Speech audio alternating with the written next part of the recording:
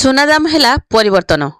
आज भारतीय बजार में 22 कैरेट एवं 24 कैरेट सुनार मूल्य परिवर्तन होईछि।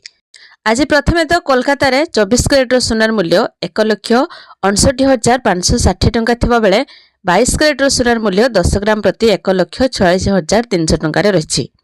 नुआ दिल्ली रे 24 कैरेट सुनार मूल्य एवं 22 कैरेट सुनार मूल्य ह्रास पाइछि। आज 24 कैरेट सुनार मूल्य 10 ग्राम प्रति 1,56,660 टंका एवं 22 कैरेट सुनार मूल्य 1,38,000 टंका रही। से भली दक्षिण भारत प्रमुख सहर चेन्नई रे 24 कैरेट सुनार मूल्य 1,63,280 टंका थिबा बेले 22 कैरेट सुनार मूल्य 1,45,000 टंका रही। पाटना रे 22 कैरेट सुनार मूल्य 10 ग्राम प्रति 1,36,000 टंका थिबा बेले 24 कैरेट सुनार मूल्य 1,59,000 टंका रही। आज भारतीय बजार में 24 कैरेट सुनार मूल्य 10 ग्राम प्रति 1,63,510 टंका एवं 22 कैरेट सुनार मूल्य 10 ग्राम प्रति 1,46,400 टंका को छुईछि।